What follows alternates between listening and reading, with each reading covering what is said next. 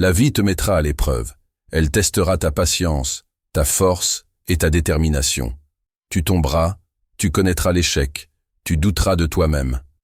Mais souviens-toi de ceci, chaque obstacle est une opportunité déguisée. Les plus grands succès naissent dans l'adversité. Les esprits les plus forts se forgent dans le feu des épreuves. Ceux qui réussissent ne sont pas ceux qui n'ont jamais échoué, mais ceux qui n'ont jamais cessé d'essayer. Peu importe la difficulté du moment, peu importe combien de fois tu es tombé, relève-toi encore une fois. La douleur est temporaire, mais l'abandon laisse des cicatrices éternelles. Reste debout. Continue à avancer. Sois résilient. Le monde appartient à ceux qui refusent d'abandonner. Permettez-moi de commencer par une vérité immuable. La vie est une lutte, un perpétuel combat contre l'adversité, contre nos propres doutes, contre la lassitude et la tentation d'abandonner. Mais si nous devions retenir une seule chose, ce serait celle-ci. Ce n'est pas la chute qui définit qui nous sommes, mais notre capacité à nous relever. Nous allons tomber, et c'est une certitude. Nous allons échouer, trébucher, être trahis, mal compris, rejetés. Nous perdrons des batailles, des opportunités, et parfois même l'envie de continuer. Mais à chaque chute, nous avons un choix. Rester au sol et laisser la défaite nous définir, ou nous relever et prouver que nous sommes plus grands que nos échecs. La vie est un chemin parsemé d'obstacles, de chutes et de douleurs. Mais c'est aussi une arène où notre esprit a l'opportunité de s'endurcir, de se forger, de se fortifier. Nous le savons. Tomber fait partie du voyage. Mais se relever, voilà ce qui définit réellement notre essence.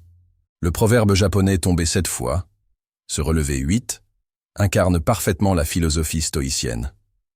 Il nous enseigne que le nombre de nos échecs importe peu, pourvu que nous nous relevions une fois de plus. Car nous ne sommes pas jugés par la somme de nos chutes, mais par notre détermination à continuer d'avancer. Aujourd'hui, nous allons ensemble plonger dans cet art de la résilience. Nous allons puiser dans la sagesse stoïcienne, cette école de pensée qui nous apprend à accepter le destin avec courage et à nous dresser, encore et encore, face aux tempêtes de la vie. Nous ne parlerons pas simplement de résistance, mais de transformation. Car chaque chute, aussi brutale soit-elle, porte en elle la graine d'une renaissance plus forte. Alors, asseyons-nous, non pas pour nous apitoyer sur nos échecs, mais pour apprendre à nous relever avec plus de dignité, plus de sagesse et plus de puissance. Nous devons comprendre que tomber n'est pas synonyme d'échec définitif. Au contraire, chaque chute est une leçon que la vie nous offre généreusement, même si, sur l'instant, elle nous semble cruelle. Considérez ces moments où tout semble s'effondrer. Un projet qui échoue, une relation qui se brise, un objectif qui nous glisse entre les doigts. Sur le coup, nous ressentons la douleur, la déception, la frustration. Mais si nous nous élevons au-dessus de ces émotions et que nous adoptons la posture du sage stoïcien, nous verrons dans ces épreuves des occasions d'apprentissage. Marc Aurèle, l'un des empereurs stoïciens les plus célèbres, disait « Ce qui fait obstacle à l'action fait avancer l'action. Ce qui entrave le chemin devient le chemin. » Cela signifie que nos chutes ne sont pas des fins de parcours, mais des détours nécessaires. Des corrections de trajectoire imposées par la vie pour nous faire progresser. Imagine un instant que chaque chute, chaque échec, chaque revers que tu as connu dans ta vie ne soit pas une fin, mais un début, un nouveau départ, un enseignement déguisé en douleur. La plupart des gens voient l'échec comme un mur infranchissable, une preuve qu'ils ne sont pas assez bons, pas assez talentueux, pas assez forts. Mais nous devons le voir autrement. Chaque chute est une leçon inscrite dans le grand livre de notre existence. Elle nous enseigne, elle nous forge, elle nous rappelle que nous sommes vivants et en mouvement. Regardez les grandes figures de l'histoire, les visionnaires, les esprits les plus brillants. Tous ont échoué, parfois même spectaculairement. Mais ils ont compris une chose essentielle. Ce n'est pas l'échec qui les définit, c'est ce qu'ils font après. Lorsque nous tombons, Nous avons deux choix. Rester au sol, accuser le destin, pleurer sur notre sort, ou nous relever, analyser ce qui s'est passé et avancer avec une force renouvelée. La douleur de la chute peut être un poids qui nous écrase ou un tremplin qui nous propulse plus haut. Tout dépend de notre regard sur l'épreuve. La vie ne nous doit rien. Elle ne garantit ni succès ni facilité, mais elle nous donne toujours une chance, celle d'apprendre. À chaque échec, une leçon. À chaque revers, une opportunité d'amélioration. Nous ne devons pas craindre la chute. Nous devons la comprendre, l'accepter et surtout, nous relever avec une détermination encore plus grande. La résilience, c'est la clé. Celui qui se relève après être tombé n'est plus le même qu'avant. Il est plus fort, plus sage, plus armé face aux tempêtes de la vie. Chaque chute nous enseigne une vérité que nous ne pouvions pas voir tant que nous étions debout. Alors, la prochaine fois que la vie te met à terre, ne vois pas cela comme une fin. Vois cela comme une leçon, et assure-toi d'en faire bon usage. Le premier réflexe face à la chute est souvent le rejet ou le déni. Nous nous rebellons intérieurement contre l'échec. Nous nous demandons « Pourquoi moi ? Ou qu'ai-je fait pour mériter cela ?» Mais l'esprit fort, lui, choisit une autre voie, celle de l'acceptation. Accepter ne signifie pas se résigner, mais reconnaître la réalité sans lutte intérieure inutile. C'est la première étape vers la guérison et la renaissance. Épictète disait ceci. « Ne demande pas que les événements arrivent comme tu le veux, mais veux qu'ils arrivent comme ils arrivent, et tu vivras heureux. » Lorsqu'une chute survient, la sagesse consiste à cesser de combattre l'inévitable et à orienter toute notre énergie vers la manière dont nous allons nous relever. Nous passons une grande partie de notre vie à lutter contre ce qui est. Nous refusons l'échec, nous rejetons la douleur, nous nous rebellons contre les événements qui échappent à notre contrôle. Pourtant, la véritable force ne réside pas dans la résistance acharnée, mais dans l'acceptation. Accepter ne signifie pas abandonner. Cela signifie reconnaître la réalité telle qu'elle est, sans filtre, sans illusion, sans amertume. C'est comprendre que certaines choses ne sont pas en notre pouvoir et que notre énergie doit être consacrée à ce que nous pouvons réellement changer. Lorsque nous refusons d'accepter une situation, nous nous enfermons dans la souffrance. Nous ruminons, nous nous débattons dans une bataille perdue d'avance contre la réalité. Mais quand nous acceptons, nous nous libérons. Nous transformons ce qui semblait être un mur infranchissable en un simple obstacle à contourner. La souffrance naît de l'écart entre ce que nous voulons et ce qui est. Réduire cet écart par l'acceptation, c'est retrouver la paix intérieure. Cela ne signifie pas que nous devons nous résigner, mais que nous devons voir chaque situation avec clarté et agir avec sagesse. Lorsque nous acceptons nos échecs, nous en tirons des leçons. Lorsque nous acceptons la perte, nous apprenons à apprécier ce que nous avons. Lorsque nous acceptons nos propres limites, nous cessons de nous battre contre nous-mêmes et trouvons la force d'avancer différemment. L'acceptation n'est pas une faiblesse.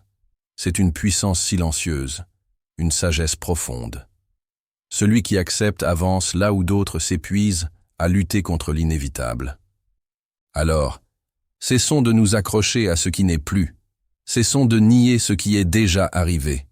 Acceptons, adaptons-nous et avançons.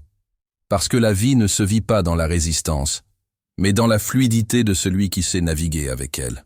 La douleur qui accompagne la chute n'est pas notre ennemi. Elle est notre allié, une forge dans laquelle notre âme se trempe et se solidifie. Imaginez un forgeron qui travaille le fer. Il le chauffe jusqu'à ce qu'il devienne incandescent, puis il le martèle, le plie et le replie. C'est précisément dans ce processus, intense et rude, que le métal devient résistant. Il en va de même pour nous. La vie nous frappe parfois sans ménagement, mais c'est dans cette épreuve que notre caractère prend forme. En acceptant la douleur au lieu de la fuir, nous cessons d'en être esclaves. Nous en faisons une alliée, une force transformatrice. Nous comprenons que chaque chute est une invitation à devenir plus fort, plus résilient, plus sage. Personne n'échappe à la douleur. Elle frappe sans prévenir, brise nos certitudes et nous laisse face à nous-mêmes, vulnérables, démunis. Beaucoup la fuient, cherchent à l'éviter, à l'anesthésier par tous les moyens possibles. Mais ce qu'ils ne comprennent pas, c'est que la douleur n'est pas seulement une épreuve. Elle façonne, elle transforme, elle élève. Regardez les âmes les plus fortes, les esprits les plus résilients. Aucun d'eux n'a échappé à la souffrance. Ils l'ont traversée, ils ont fait de leur douleur une alliée, et non un ennemi. Là où d'autres se sont effondrés, eux ont choisi de se reconstruire, plus solides, plus sages, plus inébranlables. Chaque souffrance, chaque chute, chaque perte grave, une leçon au plus profond de notre être. Elle nous enseigne ce que la facilité ne pourra jamais nous apprendre. Elle nous révèle à nous-mêmes. C'est dans la douleur que l'on découvre notre véritable force. Tant que nous n'avons pas souffert, nous ne savons pas jusqu'où nous pouvons aller. Nous ne connaissons pas notre capacité à nous relever, à endurer, à persévérer. La douleur nous arrache nos illusions et met à nu notre véritable essence. Le feu qui brûle le métal ne le détruit pas. Il le purifie, il le renforce, il lui donne sa forme définitive. Il en est de même pour nous. Si nous acceptons la douleur comme une forge, alors nous en ressortirons transformés, avec une âme trempée dans la résilience et le courage. N'aie pas peur de souffrir. Aie peur de ne jamais grandir à travers ta souffrance. La douleur est un passage, pas une destination. Elle est un outil, pas une condamnation. Lorsque la vie te frappera à nouveau, ne demande pas « Pourquoi moi ?» Demande-toi « Que puis-je en apprendre ?» Comment puis-je en sortir plus fort? Parce que c'est ainsi que naissent les âmes indestructibles. Se relever après chaque chute n'est pas un réflexe inné. C'est une discipline, un entraînement constant de notre force intérieure. Lorsqu'un athlète tombe lors d'une course, il ne se relève pas simplement par chance. Il le fait parce qu'il a développé la résilience par des heures d'entraînement. Il en va de même pour notre esprit. Chaque chute est une occasion de renforcer nos muscles mentaux, la patience, la persévérance, la ténacité. Sénèque nous enseigne que la difficulté fait partie de la vie. Ce n'est pas parce que c'est difficile que nous n'osons pas, mais parce que nous n'osons pas que c'est difficile. Ainsi, nous devons choisir d'oser nous relever, même lorsque tout nous invite à abandonner. On admire souvent ceux qui semblent inébranlables, ceux qui avancent malgré les tempêtes, ceux qui ne plinent pas sous le poids des épreuves. On se dit qu'ils sont nés ainsi, avec une force intérieure hors du commun. Mais la vérité, c'est que cette force n'est pas un don. C'est un muscle, et comme tout muscle, elle se travaille, elle se développe, elle s'affûte avec l'effort et la discipline. Regarde un athlète. Il ne devient pas puissant du jour au lendemain. Chaque jour, il s'entraîne, il pousse ses limites, il endure la douleur pour devenir plus fort. La force intérieure fonctionne de la même manière. Elle ne se révèle pas dans le confort, mais dans la difficulté. À chaque fois que nous affrontons un défi, nous avons un choix, fuir ou résister. Chaque fois que nous choisissons de faire face, nous renforçons notre endurance mentale. Chaque douleur endurée, chaque échec surmonté, chaque peur affrontée est une répétition supplémentaire dans l'entraînement de notre esprit. Mais comme tout muscle, la force intérieure s'atrophie si nous ne l'exerçons pas. À force de céder à la facilité, d'éviter l'inconfort, de chercher le chemin le plus court, nous devenons faibles, fragiles, incapables d'affronter la moindre turbulence. Nous nous privons du feu qui pourrait nous forger. Si tu veux être fort mentalement, commence aujourd'hui. Cherche l'inconfort. Accepte les défis. Va au bout des choses même quand l'envie d'abandonner te ronge. C'est ainsi que se construit une volonté de faire. Pas en évitant la douleur, mais en l'utilisant comme un levier. La force intérieure n'est pas un mythe, ni un privilège réservé à quelques-uns. Elle est en chacun de nous, mais seuls ceux qui s'entraînent quotidiennement la cultivent. Lorsque nous tombons, il est tentant de nous apitoyer, de nous replier sur nous-mêmes, Pourtant, la seule issue est d'activer la volonté. La volonté est ce feu intérieur qui refuse de s'éteindre, même lorsque le vent souffle avec violence. Elle nous pousse à nous lever, même sur des jambes vacillantes. Se relever ne signifie pas nécessairement accomplir un exploit immédiat. Parfois, cela consiste simplement à faire un pas, puis un autre, et un autre. Ces pas humbles mais déterminés nous mènent progressivement vers la reconstruction. La vie est une succession de chutes. Personne n'y échappe. Ce qui nous différencie, ce n'est pas le nombre de fois où nous tombons, mais notre capacité à nous relever. Et cette capacité repose sur une seule chose, la volonté. Sans volonté, la chute devient une fatalité. Avec elle, elle n'est qu'un passage, une étape vers quelque chose de plus grand. C'est la volonté qui nous pousse à nous relever quand tout semble perdu. C'est elle qui nous fait avancer quand la douleur nous cloue au sol. Regarde autour de toi. Les plus grands accomplissements, les plus grandes réussites n'appartiennent pas aux plus talentueux, ni aux plus intelligents, mais à ceux qui ont refusé d'abandonner. Ceux qui, malgré la douleur de l'échec, ont décidé de continuer. Mais la volonté n'est pas un miracle. Elle se forge. Elle s'exerce comme un muscle. Chaque fois que tu choisis d'agir au lieu de céder, chaque fois que tu avances malgré la fatigue, tu renforces ce moteur intérieur. Beaucoup abandonnent parce qu'ils attendent de la motivation. Mais la motivation est une émotion instable. Elle vient et repart. Seule la volonté est constante. Elle ne dépend pas de l'humeur, du contexte ou des conditions extérieures. Elle est une décision de ne pas rester à terre.